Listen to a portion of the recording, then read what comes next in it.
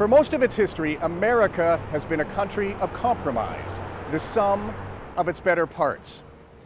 It's how it united here in Philadelphia almost 230 years ago, in that building, where they debated and adopted the U.S. Declaration of Independence and the U.S. Constitution, a document of supreme faith and balance, but especially compromise.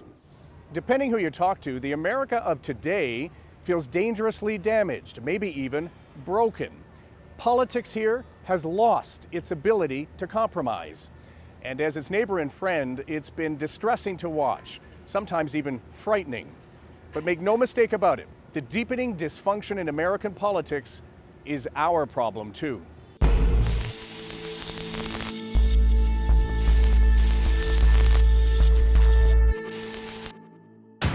How many people think that this is going to be a spectacular night? Let's hear it. It's an NFL Sunday night in suburban Philadelphia.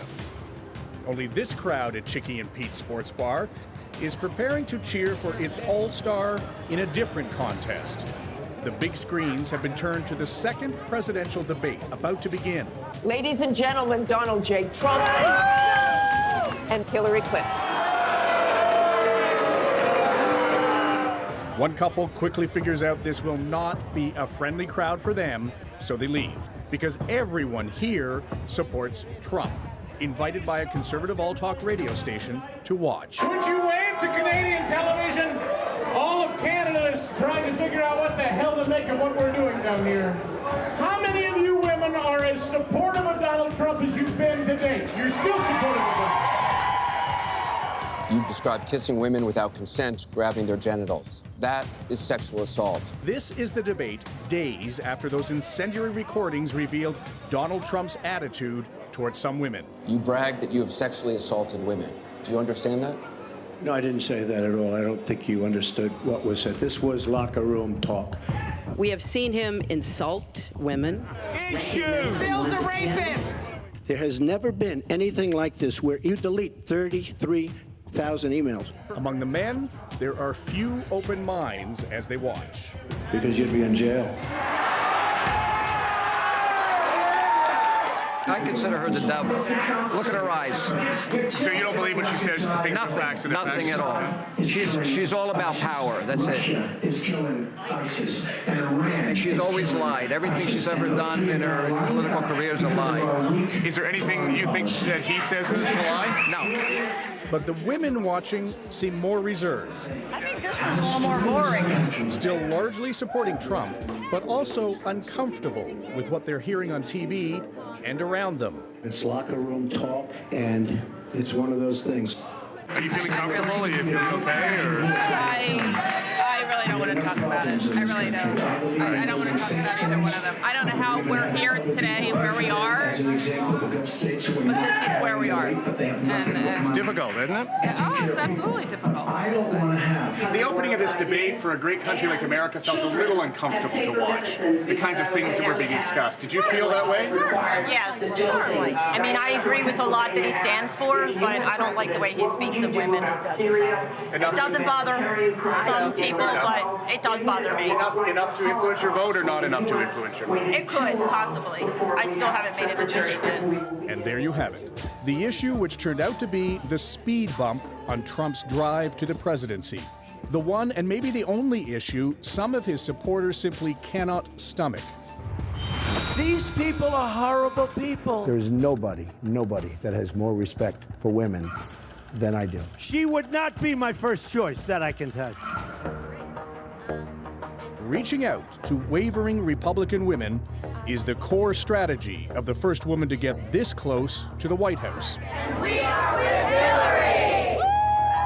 Today, Hillary Clinton's campaign has enlisted the help of an Oscar-winning actress, Natalie Portman! currently portraying another former First Lady in a movie about Jackie Kennedy. It's exciting to be galvanized by the impressive, committed woman that Hillary Clinton is, who has served our country, and I'm proud to watch her become president with my child. Unfortunately, it's been opposed by the most vulgar representation of what politics can be. Portman is here to encourage the volunteers to keep knocking on the doors and working the phones in this Republican Philly neighborhood for the taking. But Clinton isn't that easy a sell. Can we count on you for voting for her? And in the closing days of the campaign, it's become even harder. Thank you for your time. The FBI director's intervention and the ensuing uproar over emails the agency retrieved I think that's called the mother lode. I think they found them all. has pulled some wavering Republicans back. This issue has been Clinton's speed bump. What are you finding as you go door to door and sort of talk on behalf of Hillary? Everyone said to me, oh, I'm voting for her. But would they put a lawn sign up? No. Do I went you think out. there's a lot of secret voters? For some reason, there are. You know, there's a phenomenon that maybe pollsters are lied to, that when people walk into a ballot box, they want to get even. And there seems to be a lot of feeling in the country that the elites need to be taken down a notch. What do you think of that sentiment? Because he's got a lot of support. Shockingly. Yes, yeah, shockingly. The fact is, the political landscape in America has been changing for a while now. Looking back in hindsight, it's pretty clear the parties have been gradually purifying their ideology, legislating for their true believers and not worrying so much about people who might switch parties. Over time, that's made the Republicans more right and the Democrats more left. And it's also reduced the influence of politicians who like to build bridges, making it much more difficult for America to tackle some of its biggest problems because there is so little consensus. Oh, she's crooked, folks. She's crooked as a $3 bill. You could put half of Trump supporters into what I call the basket of deplorables. Let's get a little calmer perspective from Professor Chris Bean. Some of my students feel an extra sense of responsibility this year. He's managing director of the McCourtney Institute for Democracy at Penn State University. So I'm here on behalf of my countrymen to ask, what the hell is going on down here? Oh, is that all? You have more refugees in the world than there's been in generations. You have immigrants. You have a lower class, working class that feels betrayed by an economy and by the loss of manufacturing jobs. You cannot deny that part of this is that those refugees and immigrants are brown and that our president is black, and so there's an element of racism to it. On top of that, you have a Republican Party that for 30 years doesn't seem to have a lot of respect for civility or the truth or a standard for objectivity. Is it abnormal?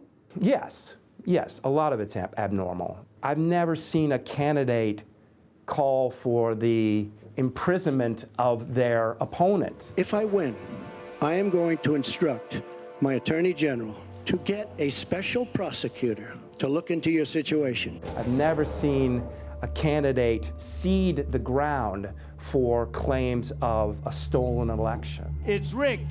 It's broken. It's corrupt. On top of that, you feel that the group coming in wants to take away your guns. So add that to the mix. The Trump narrative has found an eager home among legal gun owners in America. Feelings of fear and betrayal have led to a surge in the number of rifles and handguns they own. Especially popular are variants of the AR-15 semi-automatics, which President Obama and his allies want banned. There is a wide range of people showing up at the Delaware Valley Gun Shop. Older, younger, and younger still. It comes with the extended mag and it comes with a flat mag. And people like Fred. Put that in your hand. Let's see how it feels. Who didn't want us using his last name. How's that? He's here to buy his first gun. Hasn't even held one as an adult. Every gun is loaded. If you remember that, you'll never have any accidents. Otherwise, you killed me already. What's changed in your life that you need to buy your first gun, do you think? You'd hate to be in a situation where So you won't have to pay. I'm the only one without a gun. It looks like a lethal gun. They're all lethal. But Fred's feelings are mostly that, just a feeling. Because statistics show gun violence in America's cities is up only slightly year over year. And the threat from the outside world of terrorism, well, that's minuscule. So the bad guy's going to come in your room, you're sleeping. What you're going to do is you're going to pull the gun now. Shop owner Tony Filippello says people are also here in the spirit of American tradition of taking care of your own business and keeping government out of it. Some people have suggested that it's almost like there's an old school American populist uprising going on. Do you think so? Absolutely. And I'm part of it. There's too much government. Okay. What people fail to realize is that they say we're a democracy, we're a democracy. Yeah, we're a democracy. We're a republic. It's for the people, by the people. So when you say by the people, are you saying then that they've forgotten that? Absolutely. How do you know? Like, what tells you that? Because the establishment, quote unquote, whoever created that, is saying to us, well, this is what we're doing. Well, I don't agree with that. So the government is governing for itself? Absolutely. They're not governing for me. That belief in belief and a denial of the facts extends to the economy. Pennsylvania was battered by the Great Recession, with unemployment rising to almost 9% by 2010. It's now 3% lower. Statistics you can play with, numbers you can play with all you want, okay? So what measurement do you use then of the economy? Because if you don't believe the data, how do you know things are worse? Well, I'll tell you what. You saw what's in here today. A lot of people. Yeah. People are learning to take care of themselves. So here's how all of this plays out in a swing state like Pennsylvania, which is a lot like America overall. This was after 2012. Republicans dominated rural areas in red, but the two largest cities went Democratic blue. So where this election night will be decided is in the suburbs of the cities, and which candidate supporters are more motivated to vote. The problem is, this campaign has left a bitter taste for many. For example, here at Penn State University, an oasis of Democratic support in a part of the state that is deeply Republican. Pennsylvania is such an important swing state. In this election, every vote is going to matter. Clinton campaigners are having to work hard to build support. Are you still interested in the political election? You're not why are you not interested in politics? Young voters who tend to vote for the Democrats lost their preferred candidate when Bernie Sanders was defeated by Clinton. And there are still a lot of broken hearts. Bernie Sanders has a huge impact on making college affordable. And when he's brought up, we let people know that Hillary Clinton stands with Bernie Sanders and Bernie Sanders stands with Hillary Clinton. I am endorsing Hillary Clinton. And so in Pennsylvania, and probably all of America, this has turned into the hold your nose election for some and a populist revolt for others. So we're talking about tens of millions of people who are so angry and so disenfranchised from power, they believe. Do they simply go away after the election? No. Everything that they've been told has set them up for a confirmation of their feelings that the odds are stacked against them, that there's a conspiracy, that there's this abject, complete unfairness written into the culture. And the idea that if you think that's true, that you're just going to say, oh, well, I lost, too bad, better luck next time, I just don't see that as plausible. I'm going to ask my voice vote, who thought Donald Trump took it tonight? Certainly, if Trump wins, Canada is heading toward a period of unpredictability with its neighbor and biggest market. But even if he doesn't, the American consensus may keep disintegrating. Something every Canadian has a stake in on America's election day, as we watch from close range. A beleaguered middle class. There have been factory after factory exit this area. Take center stage. We're going to make it work for American workers. When W5 continues.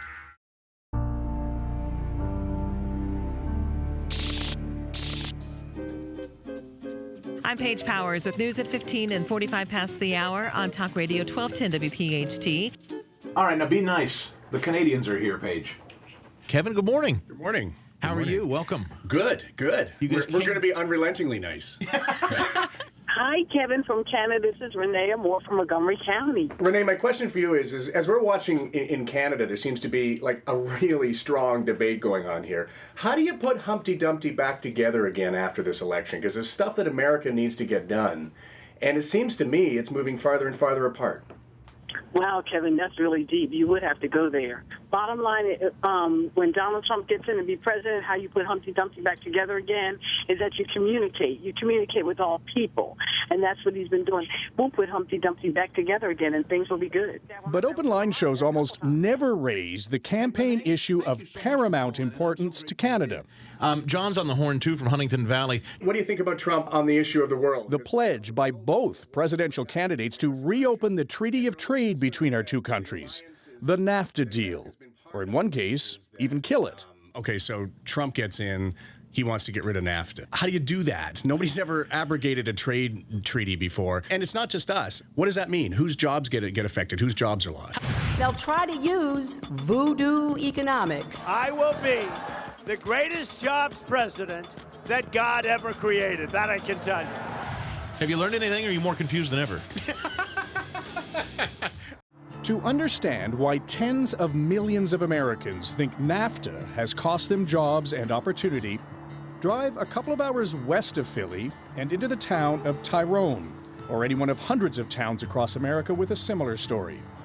Before there were international trade agreements, before globalization, this was a hopping little town in the heart of the state. Coal mining, paper products, and chemicals, even candies, provided well-paying jobs. Today, a third fewer people live here than 50 years ago. A single-family home is worth an average of less than $100,000, and jobs are scarce. For someone like Mike Grimm, who grew up here, the globalized world looks down on places like Tyrone. In my lifetime, my professional career started in 1990, 1991. There have been factory after factory exit this area. Larger corporations shutting down a branch, chasing cheaper labor, taking advantage of tax credits. And that was Mike for a little while too, working overseas for a large corporation, until he decided to help re-engineer a proud paper mill in Tyrone that had been shut down by a conglomerate. Today, American Eagle Paper Mills is an old-school success story built on people and finding smaller niche markets. Our profit expectation is significantly different than a corporate profit perspective. So how many people are you employing here now? We have 240. You're making a profit? Yes. You're growing? We're growing. You've got a market? We have a good market. This market is actually picking up pretty good for us. Mike thinks under Trump there can be more successes like American Eagle Paper Mills if the terms of the NAFTA deal can be changed to protect American businesses better from competition from Canadian and Mexican companies. I'm going to renegotiate NAFTA, one of the worst trade deals ever. I will fix NAFTA. We're going to make it work for American workers. Does it make sense to you to be thinking about ripping up a trade agreement? I think in this particular case, we need to build on the good things, and we need to look at things that are counterproductive, that are actually hurting the United States and the potential employment in the United States. And I guess the other side of it is like you shook hands on the deal. Now that it's not working to your advantage, why would any other country want it reopened? Until you really get in it, could I say that NAFTA is the problem, or is it maybe it's something else? I do know that in the course of 20 years, there have been some significant changes. Was it NAFTA or was it something else? That's what we got to get back to. From his perch, overlooking the U.S. Congress for 7 years, former Canadian ambassador to the U.S. Gary Dewar heard a lot of NAFTA griping. Today, he advises companies on Canada-U.S. relations.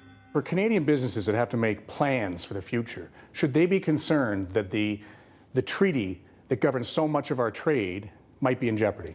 Well, don't forget we have two treaties with the United States. We have the Canada-U.S. trade agreement, and then we have the NAFTA trade agreement. So are you saying if the next president walks in and says, either we're done with NAFTA or we want to renegotiate it, Canada could reasonably make a position of saying, okay, let's revert to the original free trade deal between Canada and the United States, and let's deal with Mexico separately? Well, I think they wouldn't start there. I think they would start with, well, what are you talking about? You're always worried about what any candidate says, but you're not going to walk around in a full fetal worried about it. You got to, we're Canadians. You strap on your helmet and you go to the net. So, to borrow an American president, all we have to fear is fear itself?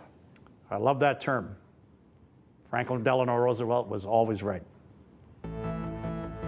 If America has a hope of finding its way back to the consensus its founding fathers tried to design, it may reside here, among young Americans voting in their first and one of their country's ugliest elections, and trying to look past it all.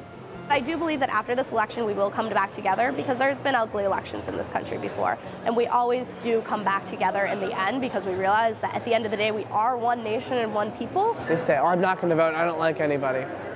Well, they don't like anybody based on, like I said, the mudslinging that's going on in this political campaign. But there is still policy underneath it. These people are running for president because they believe in certain things. That was certainly the hope of America when it was declared here in 1776. The desire for a more perfect union. But rarely in modern time has the union been more tested and strained. As the old clock tower bell, now in front of Independence Hall, can attest, sometimes when the strains are too great, more than the Liberty Bell can start to crack apart.